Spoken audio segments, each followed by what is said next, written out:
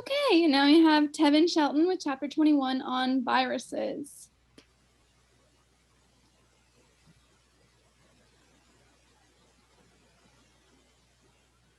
Okay, so an overview on viruses. What are viruses and how do they affect living cells?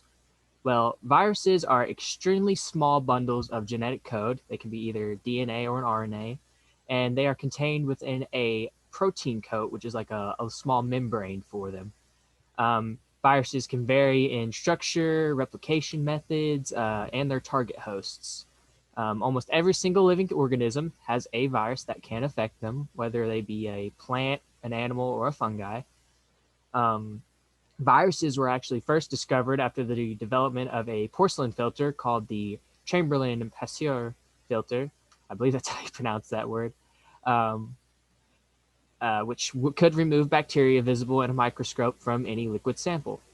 In 1886, Adolf Meyer demonstrated that a disease in tobacco plants called tobacco mosaic disease could be transferred from a diseased plant to a healthy one via liquid plant extracts. In 1892, Dmitry Ivanovsky proved that the disease could be transmitted even after the Chamberlain Pasteur filter had removed all like visible bacteria. And it would take many years before it was proven that viruses were actually extremely small disease-carrying particles. And despite extensive research on viruses, little is known about their origin and past evolution. However, biologists have been able to figure out how current diseases and viruses can evolve and adapt. Next slide, please. Discovery and detection. Virons, which are just small virus particles, are very small, about 20 to 250 nanometers in diameter. They are the infectious form of a virus outside the host cell.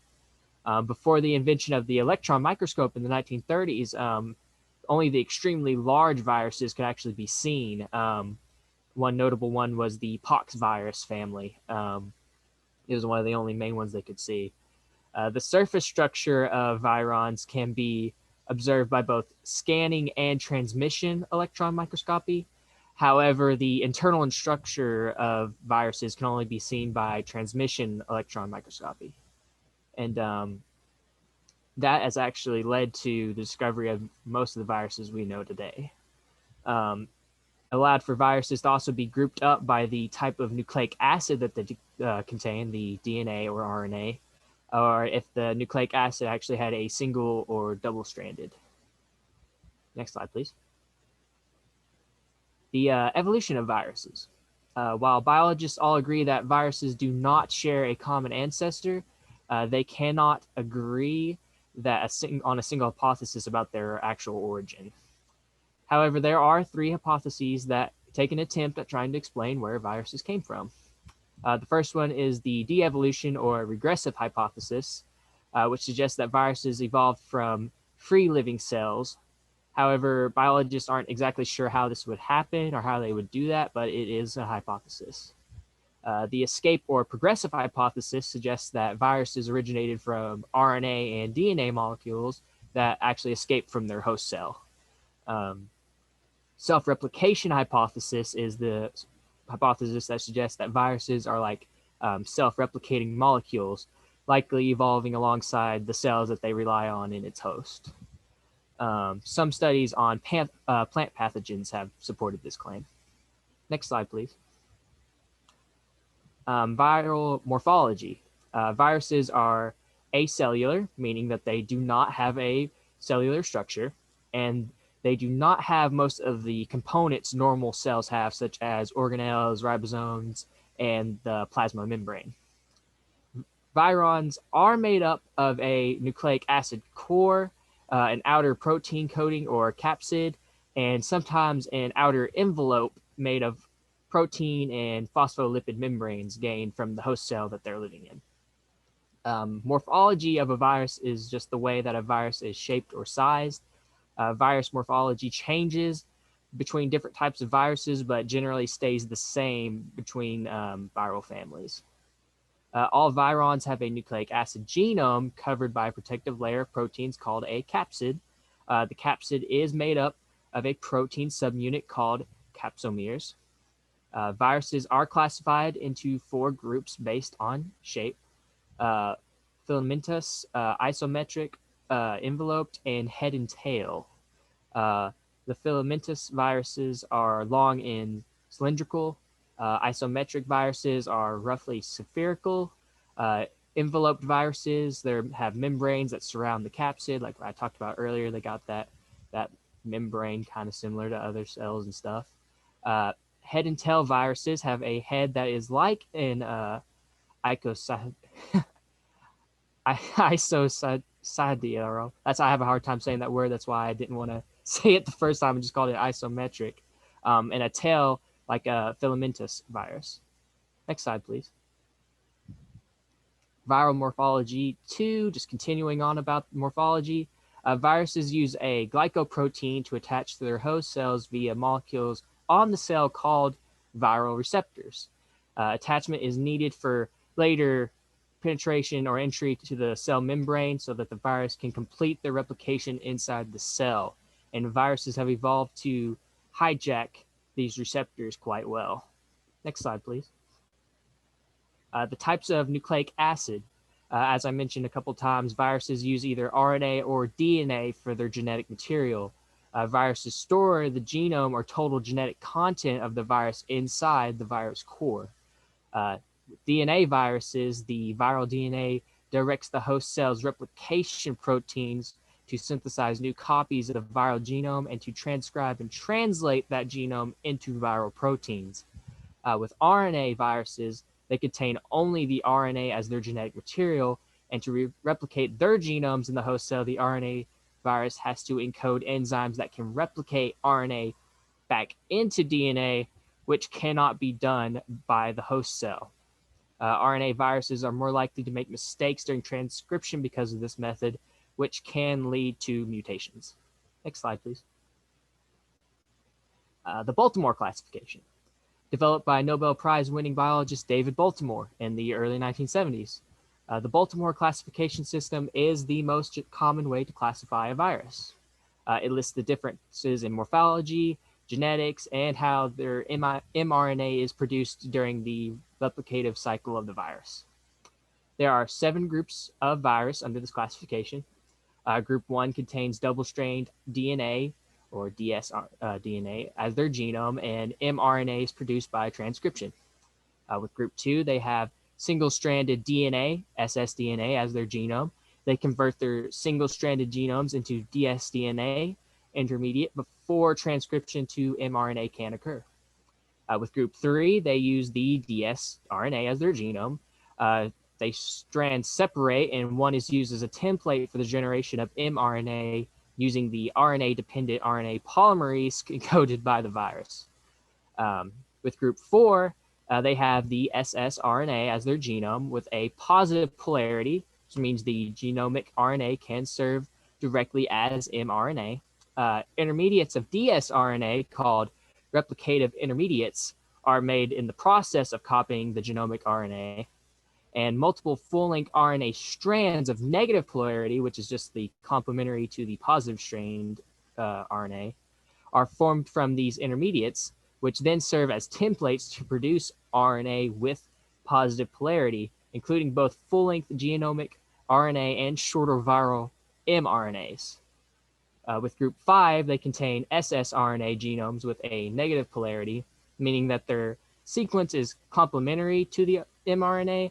And like Group 4 viruses, dsRNA intermediates are used to make copies of the genome and produce mRNA.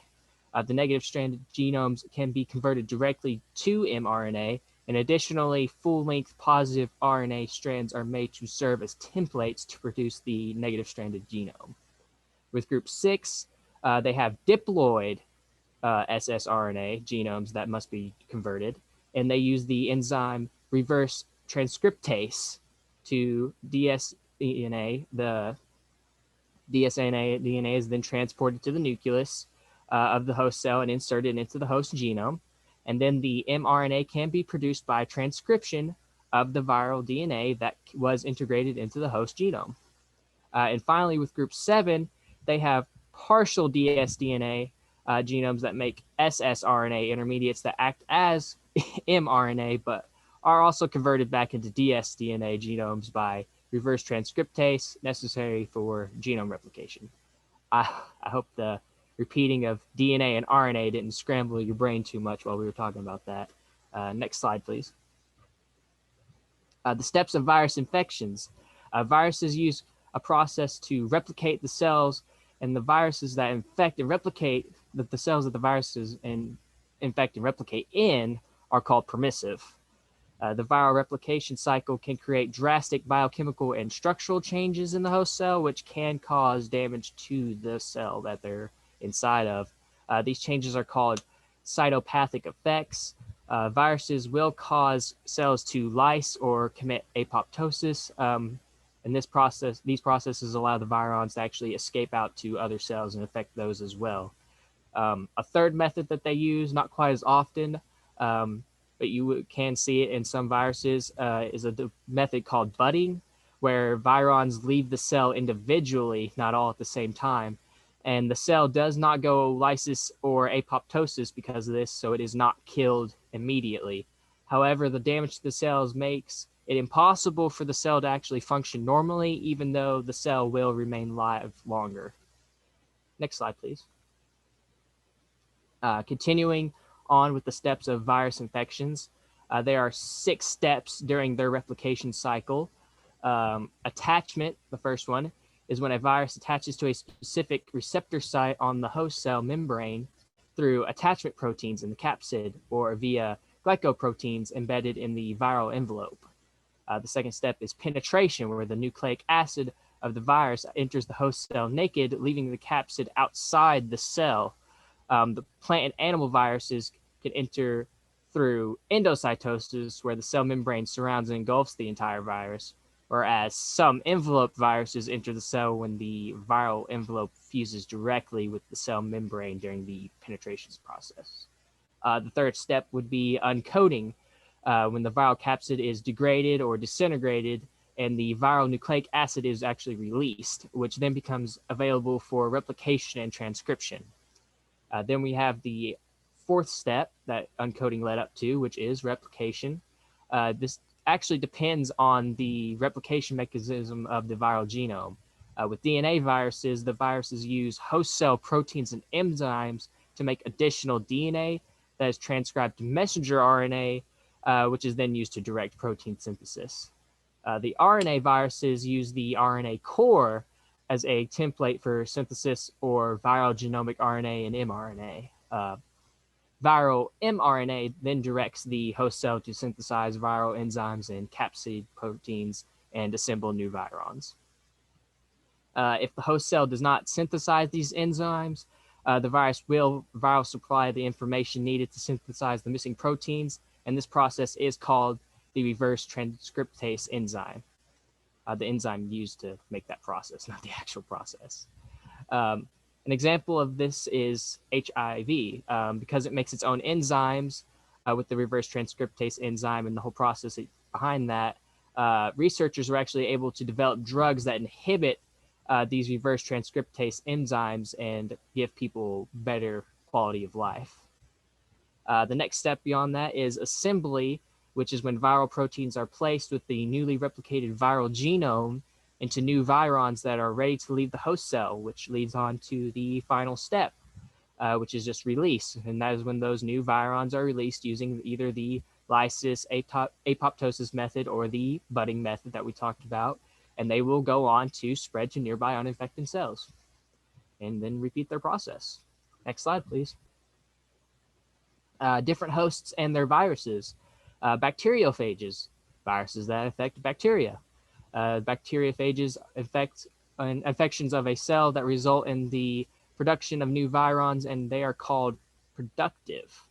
When virons are released by bursting the cell, the virus replicates by means of the lytic cycle. Examples of a lytic bacteriophage is actually T4, which affects E. coli, that's just what that means, found in the human intestinal tract. temperate bacteriophages infect a bacterial cell and replicate by means of the lysogenic cycle.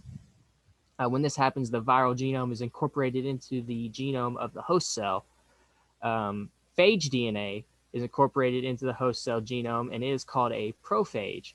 An example of this would be the Lambda virus, which also affects the E. coli bacterium. Some bacteriophages actually go through latency as well, which is where the virus actually will not produce virons for a long period of time. So when they finally do leave latency, it actually causes lesions in the skin where the virus replicates very rapidly. An example of this would be animal herpes virus. Next slide, please. And that leads us on to animal viruses. Animal viruses do not have to penetrate a cell wall to get into their host cell, unlike plant and bacteria viruses. And they have two types of viruses, pretty much the non-enveloped and the enveloped kind. The non-enveloped kind have two different ways to enter the host cell. When a protein in the viral capsid binds to a receptor on a host cell, the virus may be taken inside the cell via a vesicle during the normal cell process of a receptor-mediated endocytosis. The second method is capsid proteins undergo shape changes after binding to a receptor, creating channels through the host cell membrane, and then the viral genome is then injected into the host cell through these channels in a way similar to how bacteriophages do it. With the enveloped animal viruses, they too have two ways of entering the host cell. The first method is also the receptor-mediated endocytosis, just like the non-enveloped, and the second way is through fusion. Special fusion proteins in the virus envelope cause the envelope to actually fuse with the plasma membrane of a cell, and then releases the genome and the capsid of the virus into the host cell's cytoplasm. And actually, this is how HIV spreads into the body. Next slide, please. Continuing on with animal viruses can cause different effects to the human body. The first being acute diseases, and in acute diseases, symptoms get worse for a short period of time before the immune system can actually eliminate the virus, and the body and the cells in the body can actually recover from the infection. And examples of these would be the common cold or influenza. The next one would be chronic infections, which is when the symptoms are much longer. Hepatitis C would be an example of a chronic infection. The next one would be asymptomatic infections, which is when the virus actually does not have any symptoms. Herpes virus 6 and 7 are actually examples of this. And then finally, oncogenic viruses. These ones can unfortunately cause cancer. These viruses interfere with the normal regulation of the host cell, and they can either introduce genes that cause stimulated unregulated cell growth, the oncogenes that we've talked about before in class, or interfere with the expression of genes that control cell growth. Viruses that are known to cause cancer include HPV, hepatitis B, which causes liver cancer, T-cell leukemia, and other kinds of leukemias. Next slide, please. Moving on finally to plant viruses. Plant cells have a cell wall that protects their cells, and because of this, plant viruses do not use the receptor-mediated endocytosis that the animal cells we talked about, animal viruses earlier we talked about, use. Plant cells must have some kind of damage to the cell wall before plant viruses can enter their host cell most of the time. Damage is often caused by weather, insects, animals, fire, or human activities like farming or landscaping. Plant viruses can be passed down from generation to generation, and when this happens, it is known as vertical transmission. Plants can also receive plant viruses in several ways, such as an affected plant sap, living organisms such as insects and nematodes, and pollen. And this type of transmission is known as horizontal transmission. Next slide, please. Continuing on with plant viruses, the symptoms of plant viral diseases can vary depending on the virus and its host cell. Symptoms may include hyperplasia, which is the abnormal growth of cells that causes the plant tumors called galls. Hypolasia, which is decreased cell growth in the leaves of plants. This causes thin yellow areas to appear on the plant sometimes. And then finally, cell necrosis, which is just the entire killing of the plant cells.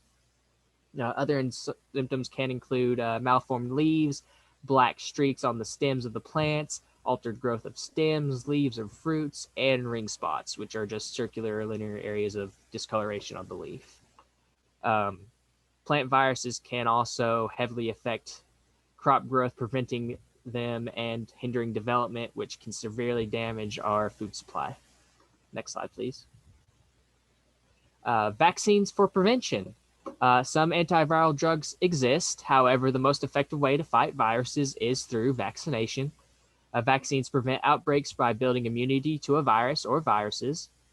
Vaccines are made with live viruses, killed viruses, or molecular subunits of a virus. Killed viral infections and subunit viruses cannot infect healthy cells, whereas live viruses, which are usually more effective than killed viruses, can revert to their disease-causing form through back mutations, unfortunately. Back mutations are when the vaccine undergoes mutations in the host that can cause the disease to be able to infect again. The chances of this happening, though, are extremely low.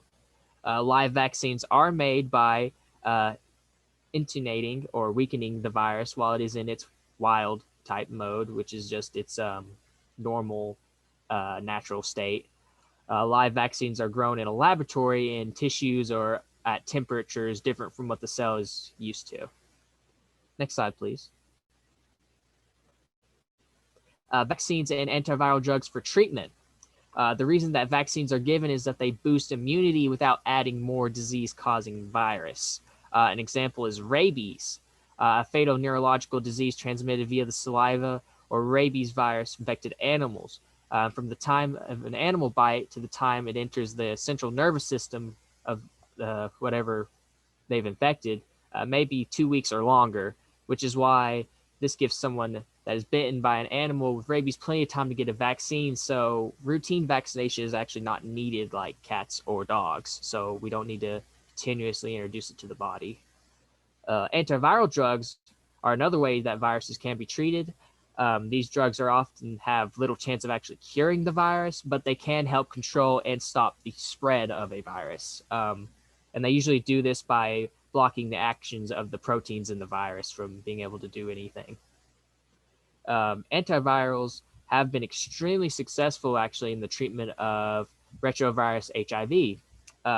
Anti-HIV drugs have been able to control viral replication, allowing people with HIV to live much longer lives, like we talked about earlier. Next slide, please. Prions.